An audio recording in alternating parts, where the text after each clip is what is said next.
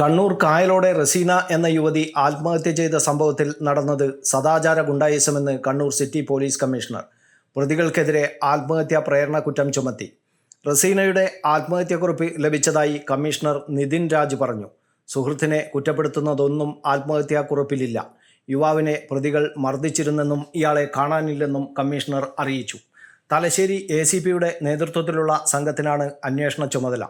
ആൾക്കൂട്ട വിചാരണയെ തുടർന്ന് ഭർതൃമതിയായ യുവതിയെ മരിച്ച നിലയിൽ കണ്ടെത്തിയ സംഭവത്തിൽ യുവാവായ സുഹൃത്തിൻ്റെ മൊഴിയെടുക്കാനുള്ള ശ്രമത്തിലാണ് പോലീസ്.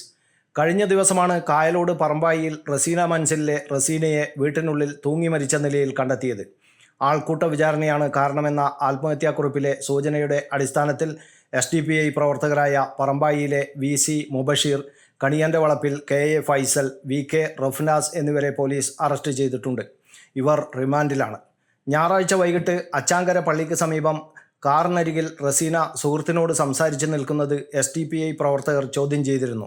റസീനയെ വീട്ടിലേക്ക് അയച്ച ശേഷം ഒപ്പമുണ്ടായിരുന്ന യുവാവിനെ കയ്യേറ്റം ചെയ്യുകയും കൂട്ട വിചാരണ നടത്തുകയും ചെയ്തു. SDPI ഓഫീസിൽ എത്തിച്ച ശേഷം ഇരുവരുടെയും ബന്ധുക്കളെ വിളിച്ചു വരുത്തിയ ശേഷമാണ് യുവാവിനെ രാത്രി വൈകി വിട്ടയച്ചത്. യുവാവിൻ്റെ ഫോണും ടാബും പ്രതികളിൽ നിന്ന് പിന്നീട് പോലീസ് പിടിച്ചെടുത്തിട്ടുണ്ട്. SDPI ഓഫീസിൽ നടന്നത് മധ്യസ്ഥത ചർച്ചയെന്നാണ് SDPI നേതാക്കൾ പറയുന്നത്. മാനസിക പ്രശ്നമുള്ള യുവതിക്ക് കെയർ നൽകിയതാണ്. യുവാവ് പെൺകുട്ടിയെ ഭീഷണിപ്പെടുത്തി. റസീനയുടെ സുഹൃത്തും ബന്ധുക്കളും ഓഫീസിലിരിക്കുന്ന ദൃശ്യങ്ങൾ SDPI പുറത്തുവിട്ട് പുതിയ പ്രതിരോധം തീർക്കുകയാണ്.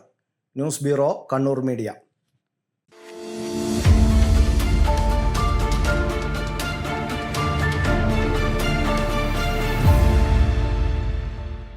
വിവാഹ പർച്ചേസുകൾക്ക് കുറഞ്ഞ പണിക്കൂലിയിൽ സ്വർണം മുൻകൂട്ടി ബുക്ക് ചെയ്യാൻ അഡ്വാൻസ് ബുക്കിംഗ് സ്കീം. പണിക്കൂലിയിൽ 50% വരെ ഡിസ്കൗണ്ട് നേടാൻ മൈ ഗോൾഡ് സേവിംഗ് സ്കീം. പണിക്കൂലി ഒന്നുമില്ലാതെ സ്വർണ്ണാഭരണം സ്വന്തമാക്കാൻ ഗോൾഡൻ പട്ട് സ്കീം. എന്നും വിശ്വസ്തയോടെ സ്വർണം സ്വന്തമാക്കാൻ ആരാധന ജ്വല്ലറി, കുവൈറ്റ് ആൻഡ് കണ്ണൂർ.